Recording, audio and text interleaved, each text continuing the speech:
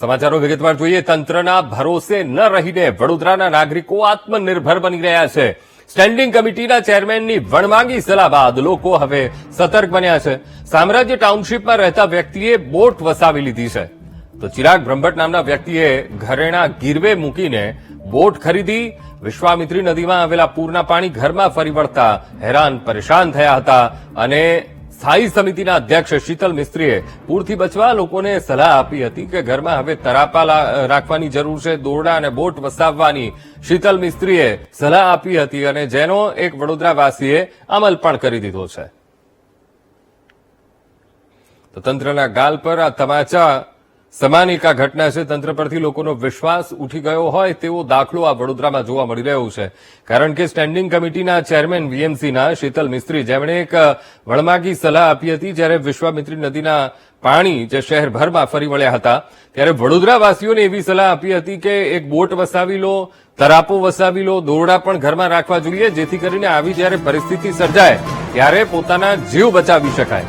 હવે એક વડોદરાવાસી છે અને એમણે આ સલાહનો અમલ પણ કરી દીધો છે.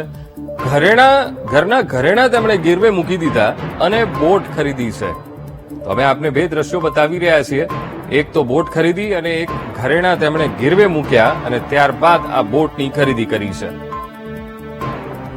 વડોદરા મહાનગરપાલિકામાં છેલ્લા 30 વર્ષથી ભાજપનું શાસન છે, પરંતુ વિશ્વામિત્રી નદીમાં આવતા વારંવારના પૂરના કારણે લોકોએ હવે બચવા માટે જાતે ઉપાયો શરૂ કરી દીધા છે. અને એનું કારણ એ છે કે સ્ટેન્ડિંગ કમિટીના ચેરમેન ડોક્ટર શીતલ મિસ્ત્રીએ કહ્યું કે લોકોએ હવે તરાપા, દોરડા અને ટ્યુબ વસાવી લેવી જોઈએ. આપણી સાથે ચિરાગભાઈ બ્રહ્મભટ્ટ છે અને એમને એક યાક વસાવી લીધી છે. પોતાના સોનાના દાગીના ગીરવે મૂકી અને આ યાક વસાવી છે. પૂરમાં બચી શકાય એના માટે એમને આ પગલું ભર્યું છે. એમની સાથે વાત કરું.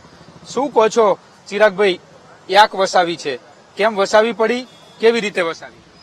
યાક એટલા માટે વસાવી કે થોડા દિવસ પહેલા માન્ય ચેરમેન સાહેબે એવું આપણને જાહેરમાં કીધું કે તમારે નદી કિનારે જો તમે વસવાટ કરતા હોય તો તમારે બોટ, તરાપા, ટોર્ચ, દોરડા આ તમારે વસાઈ લેવાનું. એટલે હવે મારું ઘર જે છે એ સામ્રાજ્ય સોસાયટીમાં છે ને બિલકુલ નદીને અડીને છે અને અમને પૂર વારે ઘડીએ નડતો છે. જયારે વિશ્વામિત્રીમાં 28 ફૂટ પાણી આવે ત્યારે અમારી સોસાયટીમાં આવે, 32 ફૂટ પાણી આવે ત્યારે અમારા પહેલા આવે અને જયારે 35 ફૂટ પાણી આવે ત્યારે રસોડામાં પાણી આવી જાય છે. આ પરિસ્થિતિ રહી છે, કાયમની રહી છે. હવે આમ જુઓ તો ચેરમેનની વાત ખોટી નથી. આપણે એમની વાતને સમર્થન આપવું જોઈએ, કારણ કે એમને તો કહી દીધું ને કે ભાઈ તમે આ બધું વસાવો, તમે તંત્રના ભરોસે ના રહો. એમને પણ નાગરિકની ચિંતા છે, એ પણ ક્યાંકથી ચૂંટાયેલા છે, એ પણ કોર્પોરેટર છે, પછી ચેરમેન બન્યા છે, એટલે એ પણ એક પદ પર બેઠા છે અને એમને જે સ્ટેટમેન્ટ આપ્યું એને મારે માનવું પડે. તમે માન્યા. કેટલી મુશ્કેલી પડી પૂર વખતે તમને? તમારા ઘરમાં પાણી હતું તો કેશ ડોલ્સ કે બીજી સહાય કઈ મળી અને આ બોટ કેવી રીતે વસાવી? તમે ખાલી મારી તમને નમ્ર વિનંતી છે કે આજે આપ સામ્રાજ્ય સોસાયટી જજો. B48 મારું ઘર છે, એની આગળ 40 ફૂટનો ખાડો પડ્યો છે. 40 ફૂટનો ખાડો હજુ સુધી કરે ને મારે ઘરમાં જવું હોય તો કૂદીને જવું પડે છે. મને એવું લાગે છે કે હું કોઈ પંચમહાલના ઇન્ટિરિયર ગામડામાં રહું છું અને સામ્રાજ્ય સોસાયટી ખાલી કહેવાની સોસાયટી રહી છે. ઇન્દિરા આવાસ યોજના જેવું થઈ ગયું છે. અત્યારે તમે ત્યાં જુઓ એવી પરિસ્થિતિ મારા ઘર આગળ છે. બીજી વાત રહી તમે તંત્રની આપણને શું મદદ મળી. તંત્ર કેવી રીતના મદદ કરે? મારા ઘર આગળ 40 ફૂટનો ખાડો પડ્યો કેવી રીતના આવે? NDRFની ટીમ હતી જે તે સમય ફરતી હતી તો અમને 2-3 દિવસે કંઈક ભાત વઘારેલો એવો ખાવા આપ્યો હતો. બાકી તંત્રની અમને કોઈ મદદગીરી મળી નથી. કેવી રીતે લાવ્યા યાક અને પૈસાની વ્યવસ્થા શું કરી તમે? જો એમાં એવું હતું કે મારો ઇવેન્ટ માર્કેટિંગનો બિઝનેસ છે અને ચોમાસામાં એ સ્લેક સિઝન પર જતો રહેતો હોય છે. તો મારી પાસે 2-3 મહિનાથી મારું કોઈ એવું ભંડોળ મારી પાસે હતું નહીં કે જે હું એક્સ્ટ્રા ખર્ચો કરી શકું. મારું જે ભંડોળ હોય એમાંથી હું મારું ઘર ગુજરાન ચલાવી શકું. હવે આ એક એક્સ્ટ્રા ખર્ચો આવી ગયો ચેરમેનના કહેવા પર, એટલે મેં મારા જે સોનીના દાગીના હતા એને મેં ગીરવે મૂક્યા અને એ ગીરવે મૂક્યા પછી મેં આ યાકને એ બુક કરાવી છે. શું માનો છો આ સ્થિતિમાં? આટલા વર્ષથી ભાજપનું શાસન અથવા તો કંઈ પણ આપણે વેરા ભરીએ છીએ, આ પૂરમાંથી મુક્તિ મળવી જોઈએ, એવું કંઈ થવું જોઈએ? 5,500 કરોડનું ઐતિહાસિક બજેટ આ વખતનું હતું અને એ લોકોએ એ બજેટને રજૂ કર્યું. જો 5,500 કરોડનું ઐતિહાસિક બજેટ હોય અને 19 વોર્ડ હોય, શહેરમાં 19 વોર્ડ છે, તો એક વોર્ડને કમસે કમ 300 કરોડ રૂપિયાનું બજેટ હોય. જો 300 કરોડ રૂપિયાનું બજેટ હોય તો આ શહેરની આવી પરિસ્થિતિ હોય?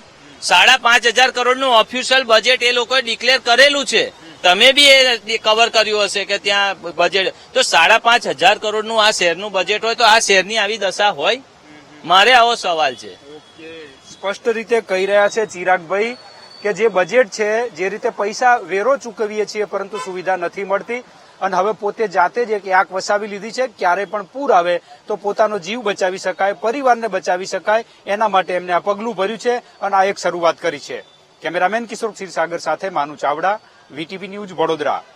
આમાં એક સર્વાનુમતિ બનાવી અને જે કામ કરવાના છે એ દિશામાં આગળ વધવું જોઈએ અને આ ટૂંકા ગાળાના આયોજનથી આ ગાળા આમ કોઈ તમે પ્રોજેક્ટ લો તો એને વર્ષ 2 વર્ષ આરામથી લાગતા હોય છે, પરંતુ ક્લાઇમેટ ચેન્જના લીધે જે હેવી વરસાદ પડતો હોય છે એમાં નાગરિકોએ પણ ફક્ત તંત્ર પર આક્ષેપ મૂકવાના બદલે થોડું આપણે પણ તૈયારી કરીએ, જેથી કરીને આપણે પણ સેફ રહીએ.